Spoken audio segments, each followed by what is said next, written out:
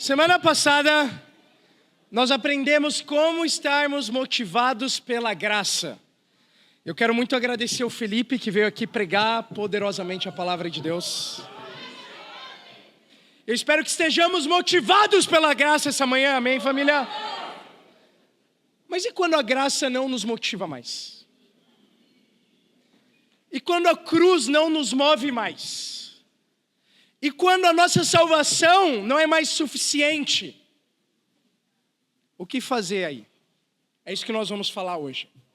Só que antes de eu falar do tema de hoje, eu quero falar de uma história da minha infância, que tem a ver com o tema de hoje.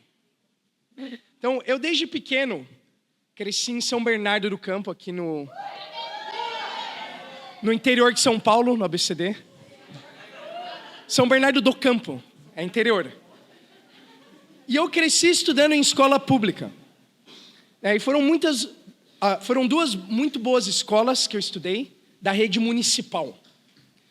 E aí, chegando no final do ensino fundamental 1, eu ia para o ensino fundamental 2. E aí já não tinha mais escola municipal onde eu morava, só tinha uma escola estadual.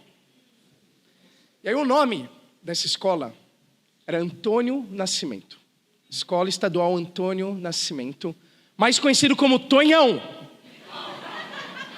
E aí tinha um lema, que era o seguinte: Antônio Nascimento, entra burro e sai jumento.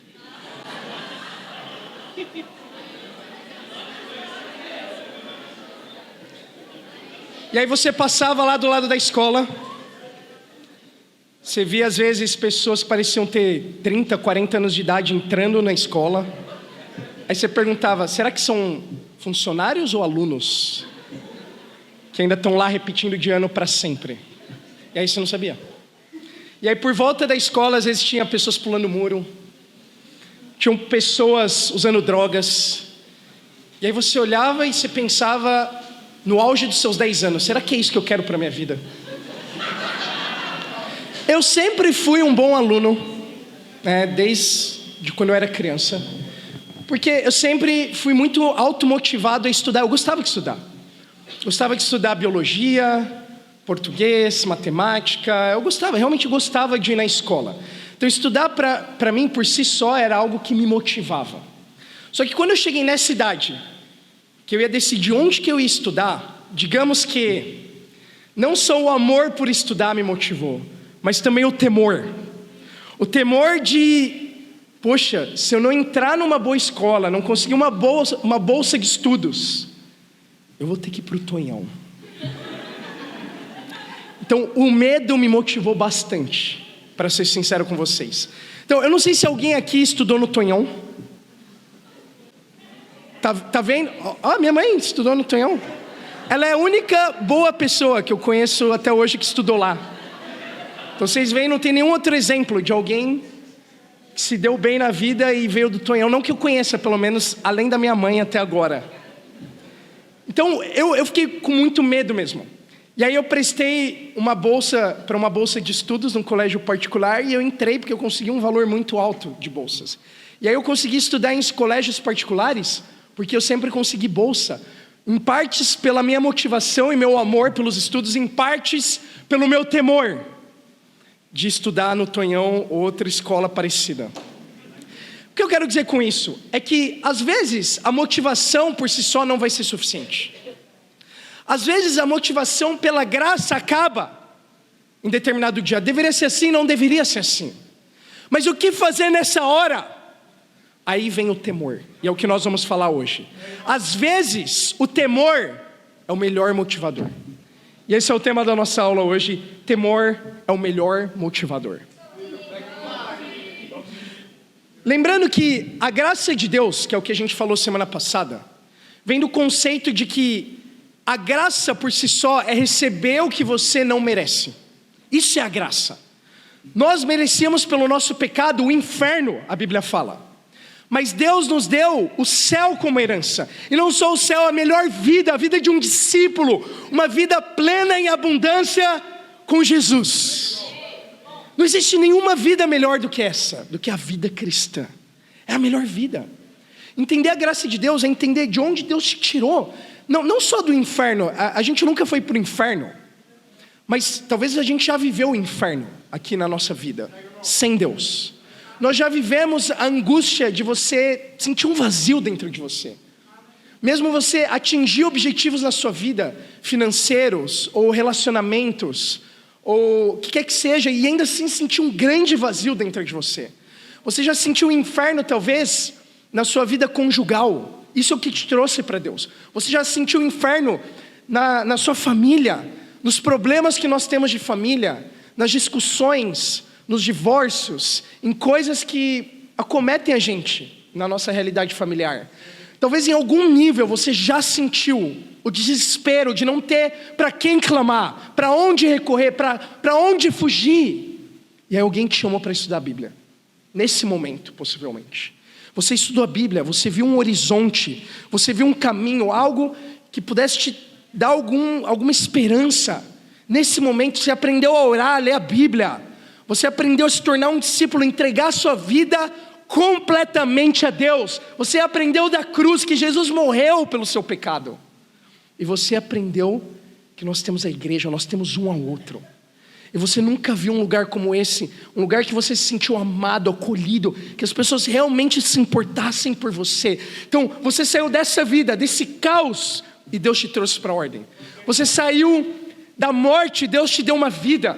Você saiu do vazio, Deus te preencheu com amor, com uma família e com o próprio Deus morando em você, assim que você foi batizado para o perdão dos pecados e recebeu o Espírito Santo dele. Então, entender a graça é isso, entender de onde você saiu e para onde Deus te trouxe. Então, esses são os dois componentes da graça. Mas, mais uma vez, e quando a graça não é suficiente, aí vem o temor. Uma das definições de temor é isso. É entender que você pode ainda receber o que você merece. Que não é isso. Não é onde Deus trouxe o que você merece. O que você merece é onde você estava pelos seus pecados. Então, o temor te lembra que o mesmo Deus que te tirou daí e te trouxe para cá, pode te tirar daqui e te levar para lá de novo. E sabe o que? Vai ser pior, a Bíblia fala. Vai ser pior. Vai ser muito pior. É isso que fala em 1 Pedro. Que quando alguém cai da graça, quando alguém, a Bíblia diz, se exclui da graça por um motivo de amargura, e sempre é por isso, uma amargura a Deus, você se torna pior do que você era antes. Seus pecados se tornam piores do que eram antes. Se antes você lutava com um demônio, agora vem 7. Se agora a casa estava arrumada, ela vai ficar mais desordenada do que jamais esteve antes. Então ouvir isso dá temor, não dá? 1 Pedro ainda fala que é como o cão que volta ao vômito e volta a comer aquilo que ele regurgitou. Pedro fala que é melhor nunca ter vivido o que você viveu como cristão antes, do que depois de experimentar a graça, você recusar ela. É como comer a melhor comida e decidir vomitar ela. É melhor não ter comido. É melhor não ter comido. É melhor não ter vivido. É melhor não ter tido as experiências. É melhor não ter feito tudo o que você fez como cristão ao longo dos meses e anos que você está na fé, do que depois de ter presenciado a graça de Deus, rejeitar ela. É aí que o temor entra. E muito se diz popularmente que tem duas formas de aprender. Uma é pelo amor, que é como Deus quer que a gente aprenda. Pelo amor, pela graça, motivados por aquilo que nos move desde o nosso batismo. Mas existe uma segunda forma de aprender também. Se não é pelo amor, é pela dor. E pode ser pela sua dor ou pela dor dos outros que deixaram Deus. Então hoje eu proponho que seja assim, que possamos aprender, ainda assim aprender, é melhor aprender do que nunca aprender. Que seja pelo amor, mas que se não, ainda assim que seja pela dor. Então vamos falar sobre o temor de Deus. Vamos comigo em Mateus 10, 28.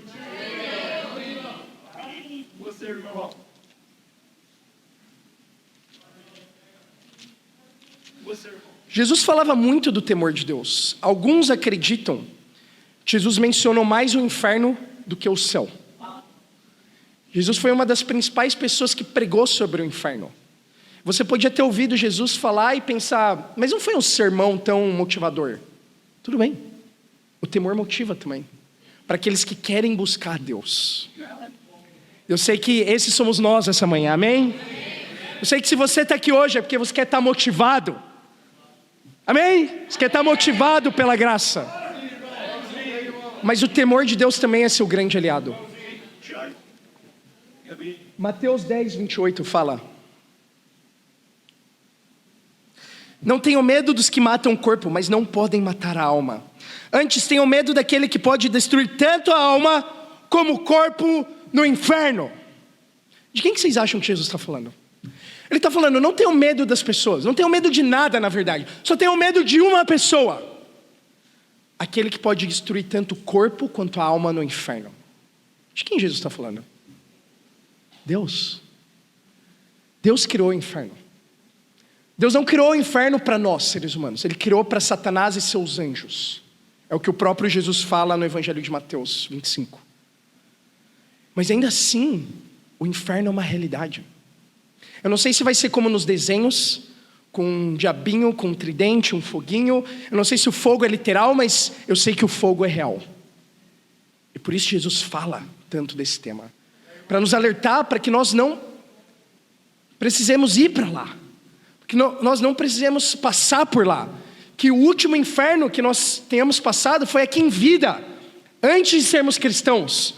Ou ainda como cristãos, seja a prova para a nossa fé.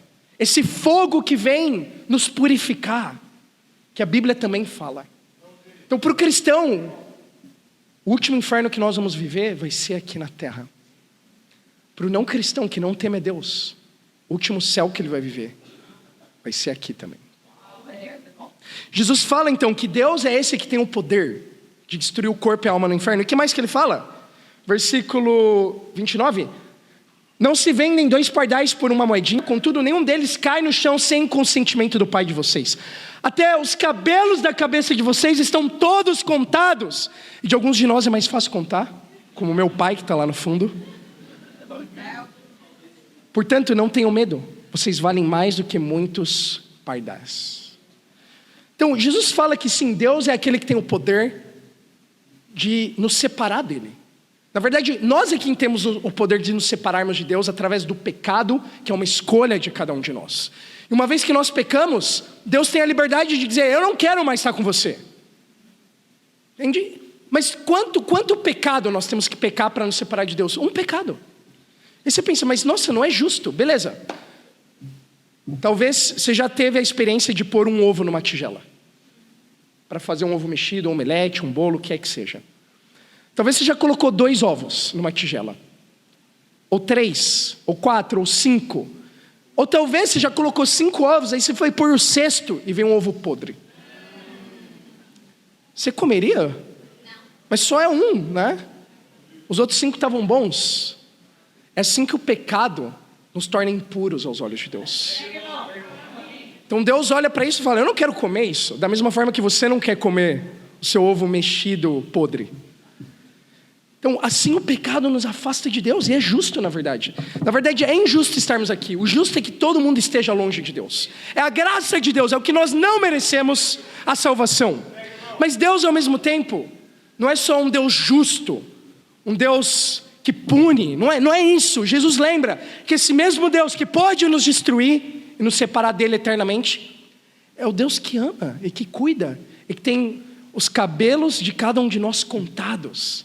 É o Deus que cuida dos pássaros, dos pardais, mas que ainda mais quer cuidar de nós, da nossa vida, dos nossos anseios, dos nossos problemas. Esse é o Deus que quer que nós temamos a Ele. E aí vem o nosso primeiro ponto. Temer a Deus é temer perder esse relacionamento com Ele. Temer a Deus é muito mais do que temer ser punido por Deus, do que temer ir para o inferno. Isso é uma realidade e pode acontecer. Mas temer a Deus é muito mais do que isso. É temer perder o que mais precioso você tem. É temer perder a pessoa que mais te ama e que você mais ama também. Isso é temer a Deus. É temer perder o relacionamento com Ele. Uma das definições do inferno é a ausência de Deus. Como eu falei, o inferno nós vivemos aqui na terra muitas vezes. Por quê? Porque muitos, pelo pecado, decidem não ter Deus na sua vida. Escolhem o pecado. Ou é Deus ou é o pecado. Não dá para conviver com as duas coisas. E muitas vezes o que nós escolhemos é o pecado.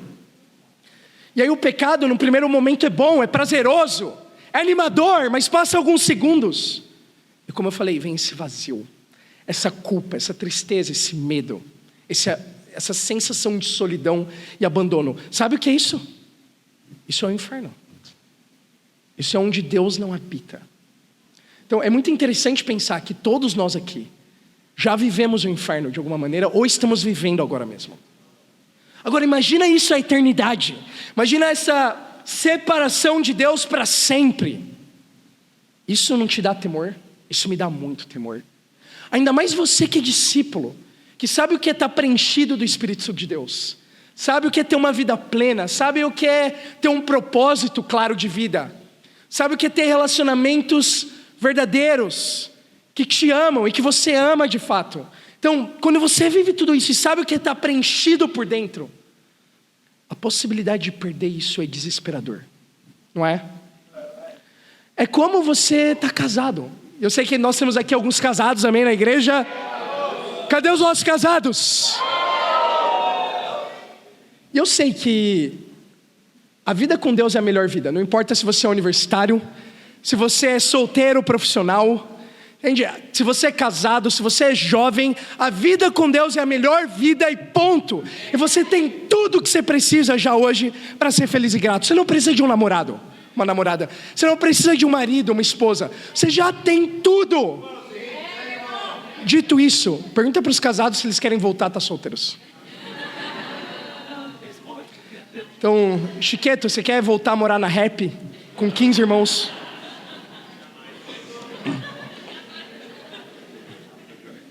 É melhor acordar, abrir o olho e ver a Débora ou ver o Heitor?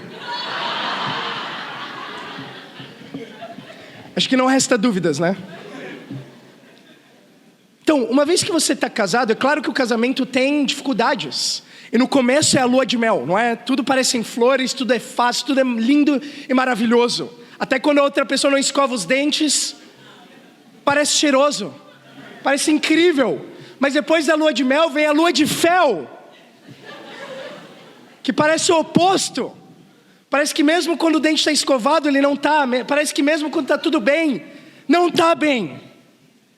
Parece que tudo são problemas, tudo são desafios. E aí, se você não está motivado pelo amor, se motive pelo temor. Porque tudo que está ruim pode piorar. E aí que muitos se enganam na ilusão de Satanás. Muitos buscam recursos que não são do agrado de Deus. Desde masturbação, pornografia, ainda com casados, ou ainda infidelidade. Agora, uma boa razão para você ser fiel para sua esposa até o fim, como eu sei que os casais são discípulos, é porque você ama a sua esposa. Então, essa semana, nós estávamos num grupo com um presbítero da igreja, que completa, se não me engano, 52 anos de casado esse ano. Chama Martin Bentley. Então a gente vai conhecer ele porque ele vai vir aqui na conferência de missões em fevereiro. Eu estava ouvindo uma das pregações sobre casamento que ele fez. É que como vai seu casamento, vai tudo ao seu redor.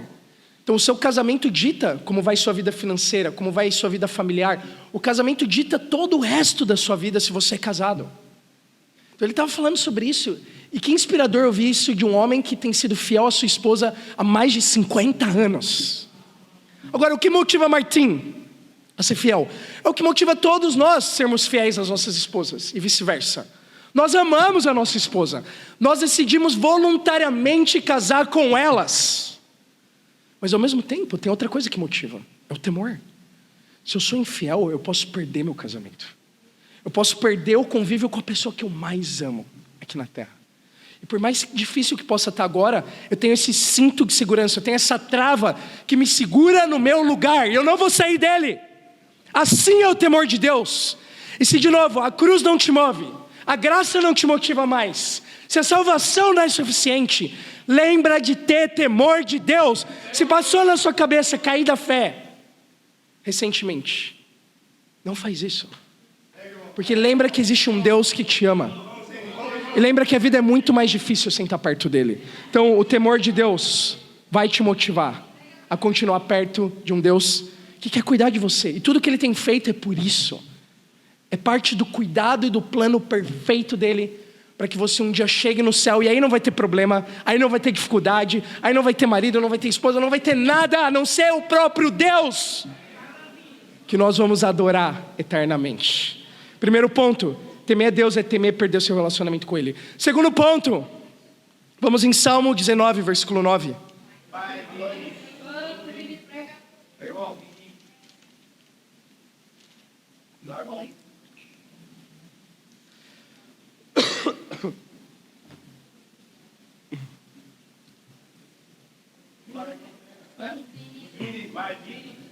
Salmo 19, 9 fala: o temor do Senhor é puro e dura para sempre. As ordenanças do Senhor são verdadeiras, são todas elas justas. Então ainda assim, alguns de nós, talvez por termos crescido com a visão de um pai distante, um pai biológico duro demais, podemos olhar Deus da mesma forma. Podemos ver em Deus, quando o assunto é temor, como um Deus duro, distante, que quer nos punir. Mas essa não é a verdade nas Escrituras. A Bíblia serve para nos guiar, não para nos obrigar a nada. Você hoje não é obrigado a absolutamente nada. Deus te ama tanto que Ele te deu uma escolha, e a liberdade de amar Ele de volta ou não. E não amar Deus tem consequências. Amar Deus tem consequências também. Não amar Deus tem consequências ruins na sua vida. Amar Deus tem consequências boas. Isso é um contrato. Então literalmente quando nós ouvimos o termo aliança, antiga aliança, nova aliança, o termo aliança vem de um contrato. Então é um contrato quase como um contrato de trabalho. Então eu estou aqui, eu dedico minhas horas e você me paga por isso. Entende? Então nós temos um contrato com Deus. Deus quer nos dar tudo. Deus quer nos dar o melhor. Deus quer nos dar a presença dEle. E o que Ele quer? Ele quer todo o nosso coração de volta. Ele quer que sejamos discípulos comprometidos. Ele quer que nós sejamos, que Ele seja a prioridade na nossa vida. É isso que Deus quer. É uma troca muito injusta até, do ponto de vista de Deus, não é? Ele quer nos dar tanto. O que nós temos para dar para Deus, na verdade? Dar todo o seu coração. Deus não precisa disso, mas assim Ele quer isso. Ele quer porque Ele te ama. Então o temor de Deus, quando você entende o tipo de pai que Ele é algo puro. É o que fala aqui Salmos. O temor de Deus é puro. Então é como se você pensar em uma admiração por alguém que você ama muito, um respeito profundo. Eu sei que por outro lado, se alguns de nós tivemos um pai distante ou duro, muitos também tiveram um pai presente e amoroso. Então eu sei que ainda alguns de nós tivemos pais que, olha isso, nunca bateram nos filhos. Isso não implica que ele não tivesse o respeito dos filhos. Então uma irmã estava compartilhando comigo algumas semanas atrás que ela admirou e ainda admira muito o pai dela. Tem um respeito muito grande. E o pai dela nunca bateu nela na vida. Nunca. Então eu achei isso muito interessante, né? Porque talvez não foi o que a maioria de nós passou. E eu perguntei, mas como assim? Você respeitava seu pai quando ele falava com você? Ela falou, muito, muito. Só do meu pai falar comigo, eu fazia na hora, porque era meu pai. E ela falou isso ainda. Uma vez, meu pai me chamou pelo nome. Sabe quando o pai está bravo e fala, ao invés de Vini, Vinícius? Vinícius Rodrigues. Eu quero falar com você. Samuel Rodrigues. Samuel é o nome do meu filho. É assim que eu vou falar com ele um dia que eu estiver bravo. Samuel Rodrigues. Então, essa irmã disse que o pai dela chamou ela pelo nome completo. Ela fez xixi na calça. Ela era criança. De tanto medo e respeito e admiração que ela tinha pelo pai. Então, para mim, esse é um exemplo que eu consigo pensar que torna o temor da forma mais pura possível. Entende? Uma criança, olha isso, que faz xixi na calça quando o pai fala o nome. Então, isso envolve tanto amor, tanta admiração, tanto respeito. E é isso que Deus quer de nós, quando o assunto é temer a Ele. É como a eletricidade. É uma força maior que você admira e respeita, não é? E por saber que é uma força maior que você, que pode te matar, Não é que você fica distante dela, não é que você tem medo dela. Você continua usando a eletricidade. Você carregou o seu celular hoje. Você podia ter morrido. Já pensou nisso? Mas você não morreu, você está aqui hoje. Porque nós, obviamente, respeitamos os limites da coisa, não é? Nós não vamos nos aventurar e tampouco brincar com a eletricidade. Será que você está brincando com Deus hoje? Será que você está tratando Deus como seu brinquedo hoje? Cuidado. Obviamente Deus quer ser presente, Deus é amoroso, Ele quer cuidar de você, mas Deus não é um brinquedo. Não trate Deus como um, então. Deus quer um temor, e um temor puro de cada um de nós. Olha comigo em Êxodo 20:20.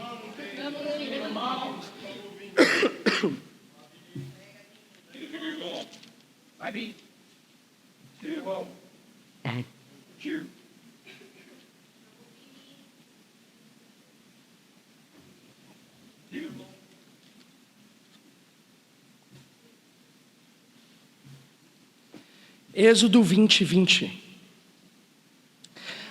A Bíblia fala: Moisés disse ao povo: não tenham medo, Deus veio para prová-los, para que o temor de Deus esteja em vocês e os livre de pecar. É para isso que o temor de Deus serve. É como esse cinto de segurança, essa trava, esse freio que te livra de pecar. Sabe o que é interessante? Os carros mais rápidos têm os melhores freios. E não é para parar o carro, para ele andar mais devagar. É pelo contrário, é para ele poder andar mais rápido ainda. Sem dúvida, ser motivado pela graça é o nosso combustível. É o nosso motor de arranque. É o que vai te fazer cumprir plenamente o que Deus quer de você. Mentalizar o céu, a vida incrível que Deus nos deu e que a gente quer que outras pessoas tenham. Mas ainda assim, você sendo um possante, uma Ferrari, você precisa de um freio bom. Esse freio é o temor. O temor, aqui é o que Moisés fala, o que nos livra de pecar. Então no dia que a graça não te motivar mais, tudo bem, acontece. Nas melhores famílias, com os melhores discípulos, vai ter um dia que você vai acordar, você vai falar: cara, eu não sei se a cruz é o bastante para eu ir no culto hoje. Está chovendo, está frio, eu tenho muitos problemas de saúde, problemas de família, eu não sei.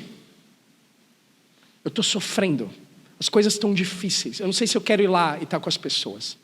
Mas sabe o que? No dia que está mais difícil, é o dia que você mais precisa estar com a igreja, para ter encorajamento, para ter apoio, ter amparo, estar com a sua família. Então se a graça não te motiva, seja o temor. Porque o que está ruim pode piorar. Entende? Isso você pode aplicar em qualquer área que você esteja lutando hoje no seu coração. O temor de Deus é o que te impede de pecar. Ponto final.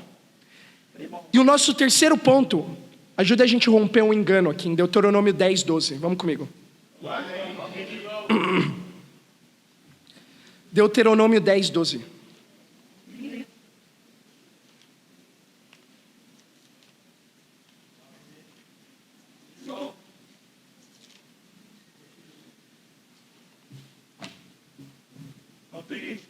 Ainda estou recuperando da dor de garganta da semana passada, mas faltou a voz hoje, vir junto. Vamos lá.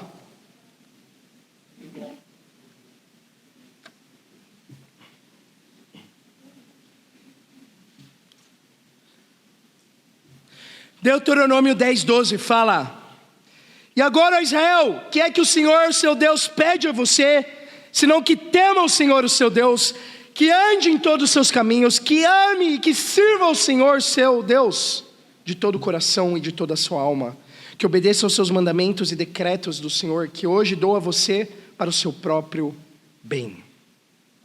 Então a primeira coisa que Deus pede a Israel, na construção da antiga aliança, é a mesma coisa que Deus pede para nós na nova aliança, que nós temamos a Ele. É isso que diz aqui, que é que Deus pede, senão que o tema. Deus quer ser temido, porque Deus quer ser respeitado e admirado de forma pura por cada um de nós. Mas depois ele fala, e que ame a Deus de todo o coração. Então você vê que interessante, A Bíblia junta no mesmo versículo amor e temor, porque é assim que é. Amor e temor andam sempre lado a lado. Amor e temor, terceiro ponto, são duas faces da mesma moeda.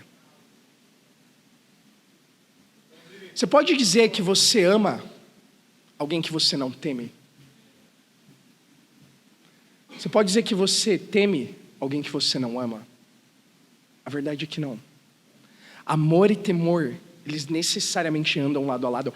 É impossível amar a Deus, como muitos dizem que amam, se você não teme Ele. E muitos não temem. Muitos que dizem que amam, não temem a Deus. Será que é o seu caso? Mas eu amo a Deus. Você tem obedecido a Ele? A pergunta não é o que você sente a respeito de Deus. Não é o amor que você sente, não é a emoção que te traz aqui. A pergunta é se você obedece. É como um pai ou uma mãe que pede para o filho, lava a louça. Olha, eu não vou não, mas eu te amo. Você vê temor aí? Você não vê. Você vê amor aí? Você não vê. Amor e temor andam sempre lado a lado. E esse é o problema. Esse é o problema com o universo religioso que nos permeia em muitos momentos. E quando eu falo universo religioso, eu não estou me referindo só às pessoas lá fora, eu estou me referindo a nós aqui dentro também. Porque nós podemos ter esse coração, nenhum de nós aqui está imune. O problema de algumas pessoas é apenas amar a Deus do conforto da sua casa. Onde existe temor aí? É amar a Deus só até onde é conveniente. É amar a Deus só até onde não atrapalha seus planos. É amar a Deus só até onde está confortável amar a Deus. Isso não é amar a Deus. Isso não é temer a Deus. Em Apocalipse 3, Jesus fala de uma igreja de discípulos. Por isso eu quero chamar a atenção de cada um de nós aqui. Vocês não estão frios nem quentes. A igreja de Laodiceia. Por isso eu estou a ponto de vomitar vocês da minha boca. Vocês estão mornos. Tem algo pior do que alguma coisa morna? Café morno. Café pode ser ou quente, não é? Como a gente costuma tomar de manhã. Ou até frio. Quando você faz aí um frappuccino, não é? Um iced coffee. É só um negócio para vender café caro para você, não é? Mas é café frio, é isso. Mas é bom, não é? É refrescante. Agora, e o café morno? Não dá uma vontade de parar de viver assim quando você toma? Fala, caramba. Por que me deram isso, né? Ou por que eu não tomei antes? Ou por que eu não tomei depois? É assim que Deus se sente quando o nosso coração fica morno. Então, o coração morno é o coração de alguém que deixou de temer a Deus faz tempo. E normalmente esse é o coração de alguém que parou de confessar seus pecados. Alguém que parou de se arrepender. Quer saber se você teme a Deus hoje? Qual foi a última vez que você confessou seu pecado? Esse é um bom termômetro para saber quão quente você está hoje espiritualmente. Se você vê pecado na sua vida e você é urgente para pedir ajuda, para buscar uma escritura, e mais importante do que tudo ainda, do que só confessar por confessar, se você busca arrependimento urgentemente. Então, o nosso temor a Deus não é medido pela nossa perfeição. Deus não chama ninguém aqui a ser perfeito. Mas o seu temor a Deus é medido pela sua urgência. A sua urgência em lidar com o seu pecado, em confessar e tirar ele da sua vida de uma vez por todas. São comigo, irmãos? Agora, quando nós estamos quentes, aí a coisa é diferente. Eu quero levantar uma igreja quente para Deus hoje, que é a igreja de São Carlos. Que essa semana, com o batismo do João Vitor, que é o seu mais novo irmão em Cristo, chegou a 30 discípulos de Jesus.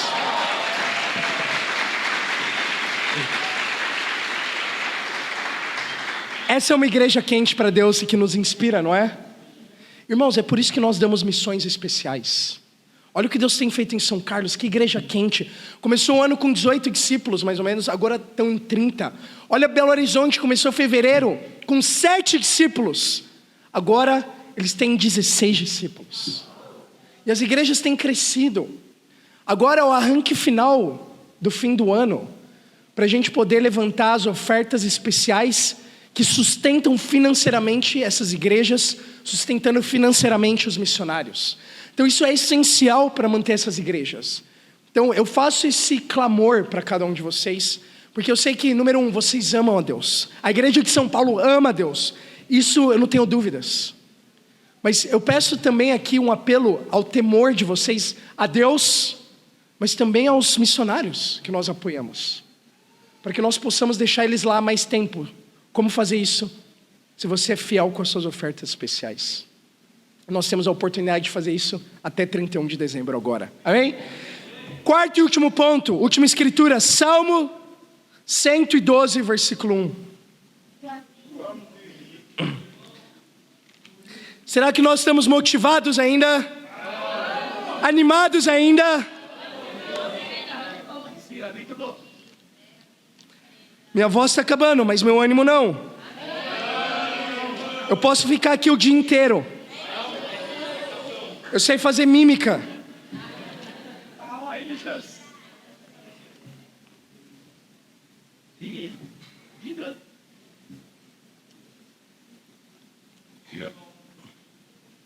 Salmo 112, versículo 1. Aleluia!